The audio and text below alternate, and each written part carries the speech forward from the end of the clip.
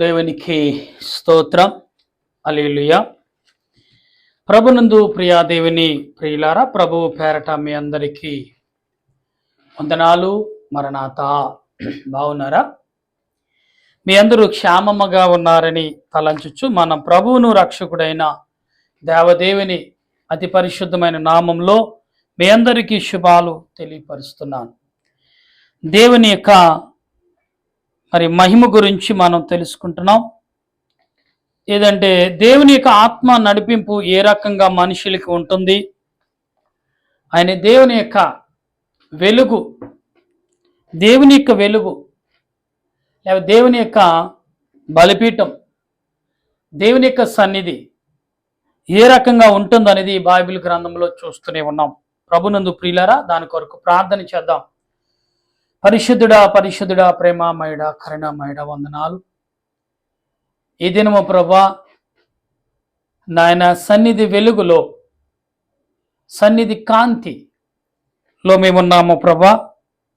నీ సన్నిధి గుడారములో మేమున్నాం. ఇది సన్నిధి గుడారం, సన్నిధి కాంతిలో మేము ప్రవేశించుచుండగా ఈ ఆత్మ నడిపింపును, ఈ ఆత్మ కాపుదల దయచేసి. ఎందుకంటే ప్రభా, నేను మాట్లాడితే ఎవరు వినరు, గ్రహించరు, ఆలకించరు ప్రభా. గనుక నాలో నీ ఉండి నీ బిడ్డలతో మాట్లాడండి. అల్లుపుడైన నన్ను నీ సులువు చాటును మరుగుపరచండి. నీ బిడ్డలు కావలసిన మాటలు నాలో ఉండి నీ బిడ్డలతో మాట్లాడమని, నా కంఠస్వరాన్ని బోరగా వాడుకోమని క్రీస్తు పరిశుద్ధ నామంలో ప్రార్థన చేయుచున్నాను పరమ తండ్రి. ఆమేన్. దేవదీవెన మనకు తోడై నడిపించునుగాక. ఆమేన్.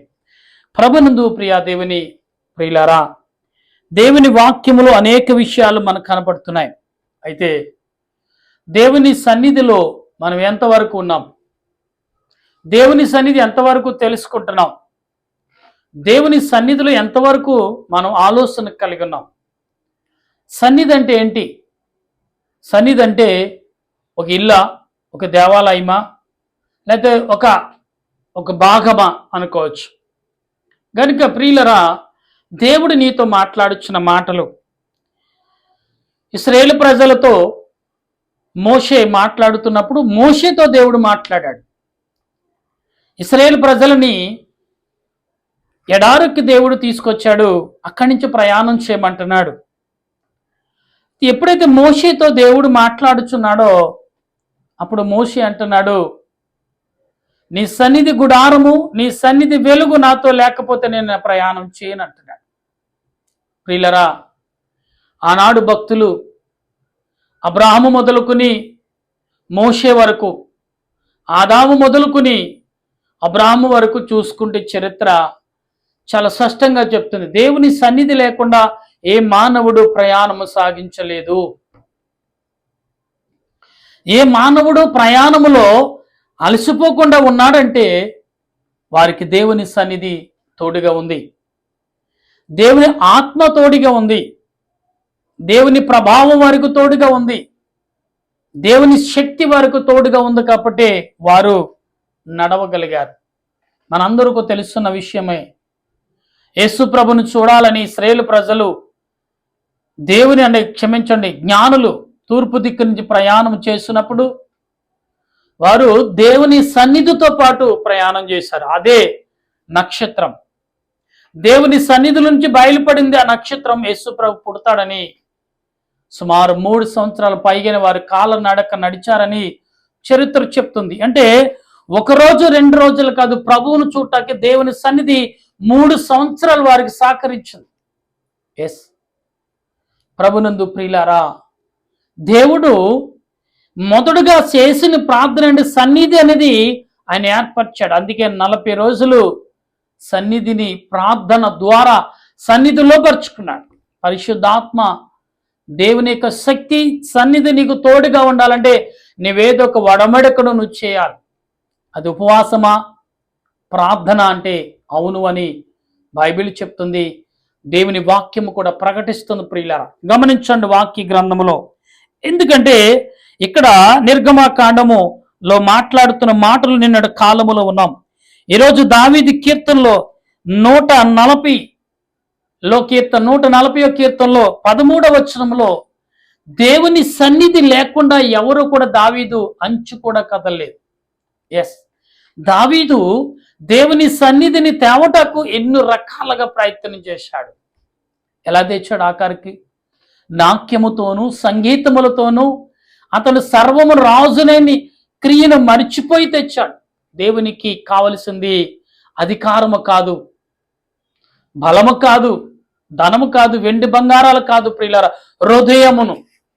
హృదయమును దావీదు దేవుని పట్ల కొమ్మరించగలిగి ఉన్నాడు. అందుకే దేవుడు సన్నిధిని, మందాసమును తేగలిగాడు. ఈరోజు నీవు నేను నీ ఇంటిలో దేవుని సన్నిధి ఉంటే నీకు మహిమతో నింపబడినట్లే. భయపడకొద్దు. దేవుని ప్రార్థన ఇంట్లో ఉందా? దేవుని స్మరణము నీ ఇంట్లో ఉందా? దేవుని శక్తి నీలో ఉందా? దేవుని విజ్ఞాపన నీ పెదాల మీద, నీ మనసులో, నీ ఇంటిలో ఉంటే నువ్వు గొప్పవాడివే. ప్రపంచంలో మహా కుబేరుల కంటే గొప్పవాడువు నీవు. ఎందుకంటే రాజులకు రాజు సర్వ సృష్టిని సృష్టించి కుబేరులు కూడా సృష్టించిన వాడు ఆయనే. ఆయనే నీ ఇంట్లో ఉంటే వారికంటే గొప్పవాడువు కదా. రాజుగారు పేదవాడి ఇంటికి వస్తే, రాజుగారి ఇంటికి పేదవాడు వెళ్తే ఎలాగవుతాడు? పేదవాడు ఎవరు రాజుగారింటికి వెళ్ళిన వాడు ధనవంతుడే వెళ్తాడు. అదే రాజుగారు పేదవాడి ఇంటికి వస్తే పేదవాడు మరి పేదవాడిగా ఉండడు, రాజు కుటుంబవస్తుడిగా మారతాడు. ఎలా దేవదేవుడు నీ ఇంటిలోకి ఒక సన్నిధి రూపంలో నీ ఇంట్లోకి వస్తున్నాడంటే ప్రియులారా, మనం ఒకసారి ఆలోచించాలి. యెషయా గ్రంథము 19వ అధ్యాయము 1వ వచనంలో మెషియా భక్తుడు అంటున్నాడు ఏమనంటే, దేవుని సన్నిధిలో నేను ఉన్నాను, విజ్ఞాపన చేశాను. ఎస్, దేవుని సన్నిధిలో విజ్ఞాపన చేసినప్పుడు ఖచ్చితంగా ఆ విజ్ఞాపన నీకు తోడుగా ఉంటుంది ప్రియులారా. ఎందుకంటే ఆ సన్నిధి నీకు ఆదరణగా నిలుస్తుంది. ఆ సన్నిధి సామాన్యమైనది కాదు అనేది దేవుని ఉద్దేశం. గమనించండి ఒకసారి మీరు. ఎందుకంటే ప్రియులరా, దేవుని సన్నిధి నీలో కావాలి అనుకుంటే ఖచ్చితంగా నువ్వేం చేయాలి?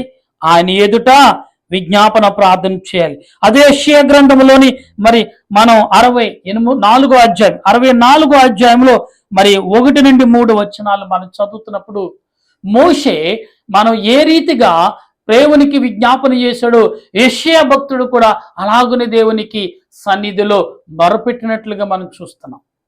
ఎస్, ఎందుకంటే ఈ రోజున సన్నిధి గది నీలో, నీ హృదయములో లేకపోతే, ఈ ప్రపంచానికి సన్నిధని గుడారము లేకపోతే, సన్నిధని విజ్ఞాపన లేకపోతే ప్రపంచ మనుగుడు లేదు. అందుకే యేసు ప్రభు భూలోకమని ఒక సన్నిధి గదిగా, ఒక సన్నిధిగా గోళ్ళుగా మార్చాడు. ఎస్, ఎటువంటి అంటే గ్రోల్లోని మనం పట్టుకుని భూమిని ఒక లబ్బరబొమ్మలో మనకు తయారు చేసి సింహలాన్ని ఇస్తూ ఉంటారు, కొనుక్కుంటుంటారు. దాని 2 చేతులతో పట్టుకుని దేవదాసయ్య గారు ప్రార్థన చేసేవారంట. ప్రభువా, ఈ దేశమును నువ్వు దీవించు, ఇది నీ సన్నిధి గద అయినది, ఈ సన్నిధిని నువ్వు బలపరచు, ఈ సన్నిధిలో ఉన్న వారందరినీ దీవించు. ఎందుకంటే ఈ లోకం వెలుగుతో నింపబడింది, ఆ వెలుగు దేవుని సన్నిధిలోంచే బయటకు వచ్చింది.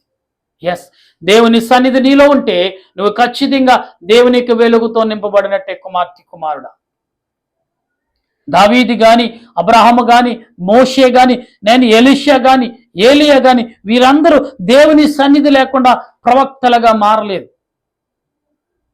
వారి దేవుని సన్నిధి వారి మధ్యన ఉంది. దేవుని సన్నిధి ఉంది కాబట్టి వారి ప్రవక్తలుగా చిత్రీకరించబడ్డారు. ఈ రోజున నువ్వు ఒక యాజకుడిగా, ఒక సన్నిధి పరులాలుగా, ఒక యాజకురాలుగా, దేవుని బిడ్డగా, దేవుని విశ్వాసగా నువ్వు బయటికి ప్రపంచానికి కనపడుతున్నావు అంటే దేవుని సన్నిధి నీలో ఉంది. ఎస్, దీపమున్నప్పుడే ఇల్లు చక్క పెట్టుకోమని దేవుడు చెప్తున్నాడు. ఎస్, దావీదు దేవుని సన్నిధి గుడారము కొరకు, దేవుని యొక్క మహిమ కొరకు, దేవుని యొక్క ఆశీర్వాద కొరకు ఎందుకు పెనుగలాడంటే దేవుని సన్నిధి ఎంత రుచి అయినదో, ఎంత బలమైనదో దాని యాకోబుకు తెలుసు. ఎస్, దావీదు చేసిన పాపములన్నీ కడుక్కుటకు సన్నిధిలోకి వెళ్ళి బూడిద నెత్తి మీద వేసుకుని, తండ్రి దీనికంటే దీనుడు నీ నన్ను మన్నించమన్నప్పుడు దేవుడు క్షమించి రాజ వస్త్రాలు లెక్క చేయక దేవుని యొక్క సన్నిధిలో తన కన్నీటితో ఏం చేసి సన్నిధిలో పరుపు తేలాడుతుందన్నాడు. ఈ రోజున నీవు నేను కుమార్తె కుమారుడా, దావీదు భక్తుడు చెప్తున్న ప్రార్థనను విన్నావా? లేకపోతే మోషే చేసిన ప్రార్థన ఆలకించావా? యోబు చేసిన ప్రార్థన అంగీకరించావా? యోబు అంటున్నాడు, తండ్రి వీరేమి నా భార్య తెలియక మాట్లాడు, క్షమించమంటున్నాడు. దేవుని సన్నిధిని అపవిత్రపరచుటకు యోబు ఏమాత్రమును ఇష్టపడాల. దానియేలు కూడా అలాగే సింహబోన్లోకి వెళ్ళి చనిపోవటానికి సిద్ధపడ్డాడు, కానీ దేవుని సన్నిధిని వేరు చేయటకు వేరవటకు ఇష్టపడాల. దేవుని సన్నిధిలో మోకరించకుండా ఉండలేకపోయాడు దానియేలు. అందుకే సింహం బోన్లో వేసినా పర్లేదు, నా దేవుడు ఆజ్ఞ లేకుండా నాకు చేయమైనా కొట్ట. దేవుని సన్నిధి నీ దగ్గర ఉన్నప్పుడు నిత్య అగ్ని నీతో ఉంది. అందుకే యోబు దగ్గరికి వెళ్ళి దేవుని నిమిత్తం దేవుని యొక్క పరలోక సన్నిధిలోకి వెళ్ళి సాతానుగాడు యోబు విషయంలో అధికారం తెచ్చుకున్నాడు. దేవుని సన్నిధి నీ దగ్గర ఉంటే ఆ సన్నిధిని నీ దగ్గర తొలగించున్నాడంటే దేవుడు ఏదో గొప్ప క్రియ ఉన్నది. అంటే ఎప్పుడైతే అధికారం తెచ్చుకున్నాడో అపవాదిగాడు దేవుని పరలోక రాజ్యంకి వెళ్ళి అప్పుడు ఏంటంట దేవుని యొక్క కనిదిష్టి యోబు మీద ఎక్కువగా ఉంచాడండి. సాతానుగాడు అనుకున్నాడు యోబు దేవుడు చూడలేదు అనుకున్నాడు. అప్పటి నుంచి అప్పుడప్పుడు చూసింది వేరు. ప్రతి క్షణము 365 రోజులు ఎలాగైతే ఎన్ని సంవత్సరానికి రోజుకి ఎన్ని గంటలు, ఎన్ని క్షణాలు, ఎన్ని సెకండ్లు ఉన్నాయో ప్రతి సెకండ్ కూడా కనురెప్పేయకుండా యోబు విషయంలో దేవుడు చూస్తూనే ఉన్నాడు. ఎందుకంటే యోబు మనసును ఎరిగినవాడు. యోబు కూడా దేవుని సన్నిధిని ఎరిగినవాడు.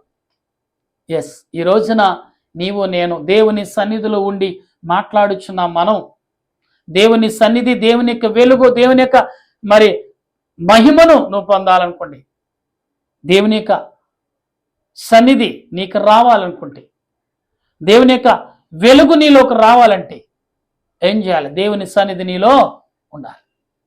ఎస్, ఇశ్రాయేలు ప్రజలు సన్నిధి కోసం, ఆ యొక్క సన్నిధి యొక్క మహిమ కొరకు 400 సంవత్సరాలు వాడు అంగలకచ్చని ఏడ్చారు వాళ్ళు. ఎస్, యాకోబు కాలంలో ఉన్న సన్నిధి, మోసే కాలం వచ్చినప్పటికీ దేవునిలో వారిలో సన్నిధి లేదు. సన్నిధి కాపోయి చీకటి కమ్మింది. అందుకే ఫరో రాజు వారిని హింసిస్తున్నాడు. అయినా కానీ వారు శ్రమనైనా దేవుని సన్నిధి ఏనాటికైనా మా మీదకు రాదని ఆశతో మారిపెట్టారు ఇశ్రాయేలు ప్రజలు. ఈనాడు ప్రజలారా, దేవుని దైవజనులారా, దేవుని విశ్వాసులారా, వినుచున్న వారులారా, ఆలకిస్తున్న వారులారా, ఒకసారేనండి, దేవుని సన్నిధి ఏనాటికైనా నువ్వు తల్లి గర్భం మొదలుకుని మరణించే వరకు ఏదో ఒక రోజున దేవుని సన్నిధి నేను తాకకుండా ఉండదు. నువ్వెవరవైనా, అన్యుడివైనా, క్రైస్తవుడివైనా, మరొకడు ఎవరైనా కానీ దేవుని యొక్క కాంతి, దేవుని యొక్క సన్నిధి, దేవుని యొక్క శక్తి నేను త్రాకకుండా మాత్రం నిన్ను దాటి వెళ్ళదు. ఎస్, అప్పుడే చాలా మంది చూడండి ఇన్నాళ్ళ పొందలేని మార్పు క్షణాల్లో పొందుతూ ఉంటారు. వారు జీవించిన కొంతకాలం కూడా ఎలాగుంటుందంటే, ఇన్నాళ్ళు మూర్ఖంగా బ్రతికడే మొన్నే చనిపోయే ముందే అతను చాలా మంచివాడిగా చనిపోయాడండి. చాలా మూర్ఖుడు అనుకున్నాం, కానీ ఇంత మార్పు వస్తుందో మేము గ్రహించలేవండి అతనిలోని అనేవారు లేకపోలేదు ప్రపంచంలో.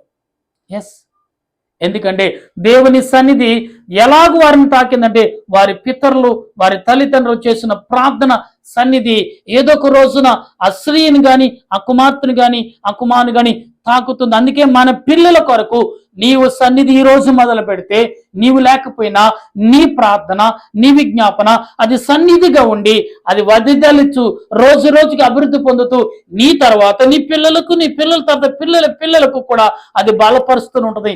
నీవు చేసిన ప్రార్థన సన్నిధిలో ధూపం వేయబడింది, ఆ ధూపం వెలుగుతూనే ఉంటుంది. ఆర్పటానికి దేవునికి తప్ప మరి ఎవరికి లేదు. ఎస్, ఒకవేళ నీ సన్నిధిని, నీ వెలుగును నీ పిల్లలు చూడకపోతే, నీ పిల్లలకు నీ తల్లిదండ్రులు ప్రార్థించారు, అదే వెలుగు నీకు మహిమకరంగా నేను నీకు ఆదరిస్తున్నాను అని దేవుడు ఆ ఉనుకుని, ఆ మెలుకు తనను చూపించే నిన్ను దాటి వెళ్తాడు.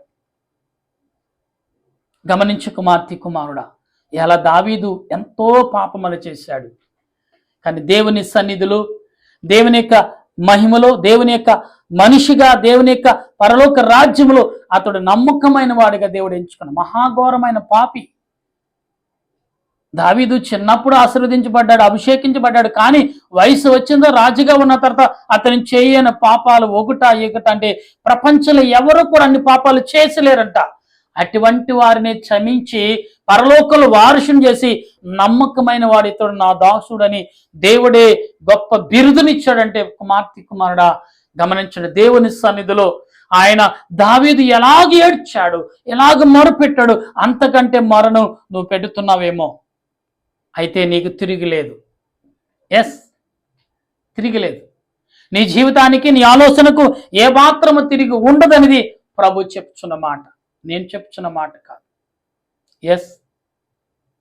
ఏవండి, బాప్తీసు యోహాను గారు అంత గద్దింపు రావటానికి, అంత శక్తి రావటానికి దేవుని సన్నిధి కదా. యేసు ప్రభు 3.5 సంవత్సరాలు ప్రార్థించాడు, అనేకుల కొరకు స్వస్థపరచాడండి. దైవ సన్నిధి, పరలోక సన్నిధి భూలోకాన్ని తెచ్చిన తర్వాత కదా ఆయన భూలోకాన్ని నడిచాడు, ప్రయాణం చేశాడు. ఈ లోకంలో దేవుడేమంటున్నాడు తెలుసా? ఈ అత్తి పంజరాన్ని సన్నిధిగా మార్చేశాడు ఆయన. ఈ లోపల ఆయన ఉంటున్నాడు, ఈ లోపల. కానీ సన్నిధి గదిని నువ్వు రంపు స్థలముగా చేసేసావు, గబ్బు కొట్టిన స్థలముగా చేసేసావు, అపవిత్రమైన స్థలముగా చేసేసావు. అసలు ఆ స్థలం వైపు కనెత్తు చూడకుండా నువ్వు బాగా భయంకరమైన చీకటి చేసేసావు. కానీ దేవుడు మాత్రం దాంట్లో దీపం వెలిగించాలని చూస్తున్నాడు. ఆయన సన్నిధి గది ఇప్పుడిది కాదు, ఆదిలోనే ఆదాములో వెలిగించిన సన్నిధి గది ప్రతి వారిలో నిలపాలని, ఉంచాలని, వెలిగించాలని దేవుని ఉద్దేశం. అందుకనే ఈ మాటలు ఈ నా మాటలు కాదండి, అవి ఈ నా మాటలు దేవుని మాటలుగా భావించు, పరిశుద్ధాత్మతో నింపబడినట్టుగా, పరిశుద్ధాత్మతో బలపడినట్లుగా, పరిశుద్ధాత్మ సన్నిధి మీకు, మీ కుటుంబాలకు, మీ బిడ్డలకు, మీ దేశాలకు, మీ గ్రామాలకు జరుగునట్లుగా. ఏవండి, ఒక్క నిమిషం మీరు గమనించండి. రాజులు వచ్చారు, మంత్రులు వచ్చారు, ఎందరో వస్తూ ఉంటారు, వెళ్ళిపోతూ ఉంటారు. కానీ నీ వెలుగును, నీ మహిమను, నీ ఆనందాన్ని, నీ సంతోషాన్ని ఎవడు దొంగలించటకు అధికారం లేదు. ఇది గమనించాలి మనం. రాజుల వైపును, నాయకుల వైపు చూడవద్దు. మీరు దేవుని వైపు చూడండి, దేవుని సన్నిధి వైపు చూడండి. మీ అభివృద్ధి ఎలాగుంటుందో చూడండి. ఎగ్జాంపుల్ మీనే. రాజులను, లోకాన్ని నమ్ముకున్నంత కాలం నేను సంపాదించాను కానీ నిలబెట్టలేకపోయాను. కానీ దేవుని వైపు ఎప్పుడైతే చూశానో, ఈరోజు నా దగ్గర వెండి బంగారం లేకపోవచ్చు కానీ దేవుడు సమృద్ధినిచ్చాడు, ఆనందాన్నిచ్చాడు. నేనే మీకు సాక్ష్యాన్ని. ఈరోజు నాకు ఏ లోటు లేదు. నిత్యము ఆయన సన్నిధిలో నేను వెదజల్లుతున్నాను, నిత్యము ఆయన సన్నిధిని ఘనపరుస్తున్నాను. ఆయనలో నేను నిత్యము ప్రార్థన పరుడుగా ఉన్నాను. అందుకే ఆయన కృప నా మీదను ఎప్పుడు నా పెదాలు ఆయన్ని స్తుతించును. అపవిత్రమైన దానిని మీకు అలా పొరపాటులో కాల బై మిస్టేక్ కాల వచ్చినా కానీ దాన్ని ఖండించుకునే శక్తి దేవుడు నాకు ఇస్తున్నాడు. దేవుని సన్నిధి నీతో ఉందా? నీతో ఉంటే అది నీ కుటుంబంతో ఉన్నట్టే. ఇంటికి యజమానుడువా, కుమారుడా, కుమార్తె, భయపడకు. దేవుని సన్నిధి నీకు తోడు ఉందా? 1000 ఏనుగుల బలము నీకు వచ్చినట్లే. దేవుని సన్నిధి అంత గొప్పది. అటువంటి ఆలోచన, కృప పరిశుద్ధాత్మ దేవుడు ఈ సమయంలో మనందరికీ అందించి ఆయన సన్నిధితో ఆయన రాజ్యముకు చేర్చును గాక. ఆమేన్. ప్రార్థించుదాం. ప్రేమ నమ్మకమైన మా పరలోక తండ్రి, వందనాలు, స్తోత్రాలు. నీ సన్నిధిని, నీ మహిమను, నీ కృపను మేము ఎలిగి ప్రార్థించే ఆదరణ, ప్రార్థించే కృపను మాకు దయచేయమని ప్రార్థిస్తుండగా, ఆత్మీయుడ, ఆలోచనకర్త, తండ్రివైన దేవా, లోకరక్షణకర్త, నీకు స్తోత్రాలు. ఈ సమయంలో నీ పాదాల ఎదుట, నీ సన్నిధిలో నేను ప్రార్థిస్తుండగా నీ ఆత్మ నడిపింపు నాకు దయచే.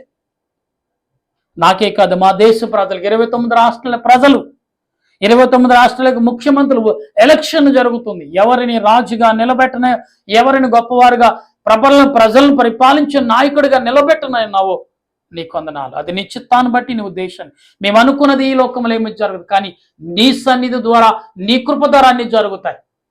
ఎందరైతే ఆశపడుతున్నారో ఆ రీతిలో నడిపించమని, ప్రజలను ఏలుకునేవారు అది నీ నామము ద్వారా ఏలబడి చేయవాడిగా ఉండాలి తప్ప తన శిష్టమైన ఏలుబడితనం ఈ లోకములో వర్ధిల్లదని నెలవేరుస్తున్నాం. అందుకే నీ కొందనాలు. సమయంలో ప్రార్థిస్తుండగా నీ ఆత్మ నడిపింపు మాకు దయచేయి. నీ సన్నిధి కాపుదల మాకు తోడుగా ఉంచమని, నాకై కాదు మా దేశంలో ప్రతి వారికి, చిన్నలకు, పెద్దలకు, వృద్ధులకు, యవనులకు, యవన పాయలు, ఉద్యోగాలు లేక అల్లాడిపోతున్న వారు, అలాగే చదువుతున్న వారు, చదువులు మంచి ర్యాంకులు సంపాదించుకున్న వారు, భవిష్యత్తుకి మరి కలలు కంటున్న వారికి నీ సన్నిధి దయచేయి. కుమార్తెలు వివాహం కావాల్సిన వారు, వివాహం అవలేని వారు, వివాహం కొరకు ఎదురు చూస్తున్న వారు, ప్రతి వారికి భవిష్యత్తును కలబరచండి. బిడ్డలు కనాలంటే భయపడుతున్నారు ప్రభా. బిడ్డలు జన్మం ఇవ్వాలంటే భయపడతారు. ఎందుకంటే పాపము ఎక్కడ మా బిడ్డలని ఏలుతుందని భయపడుతున్నారు. అటువంటి బిడ్డలకు నీ ఆత్మ ధైర్యమును బలమును దయచేసి నాయన బలవంతులుగా, భయభక్తులుగా నీ సన్నిధిలో పెంచగల కృపను దయచేయమని అడుగుచున్నాను. నీ ఆత్మ నడిపింపు బలపరచమని, నీ సన్నిధి గది ప్రతి వారికి తోడుగా, నీ సన్నిధి బలం ప్రతి వారికి ఆదరణకర్తగా ఉంచమని, మరణాత ప్రార్థన సన్నిధి నుండి నేను ప్రార్థిస్తుండగా నా ప్రార్థన అంగీకరించి నెరవేర్పదాయిచ్చమని త్వరగా రానయ్యన్న యేసు క్రీస్తు అతి పరిశుద్ధమైన నామములు అడిగి ప్రార్థన చేయుచున్నాను మా పరమ తండ్రి, ఆమేన్. మన తండ్రి అయిన దేవుని ప్రేమ, దేవాతి దేవుని కృప, పరిశుద్ధాత్మ అన్యేక జీవితం ఇప్పుడు ఎల్లప్పుడు సదా మీకు మీ బిడ్డలకు తోడుగా ఉండి ఆయన సిలువ రక్తంలో కడిగి పవిత్రపరిచి ఆయన రాజ్యంలోకి ఎత్తబరచును గాక. ఆమేన్, ఆమేన్, ఆమేన్. అందరికీ వందనాలు. మరణాత.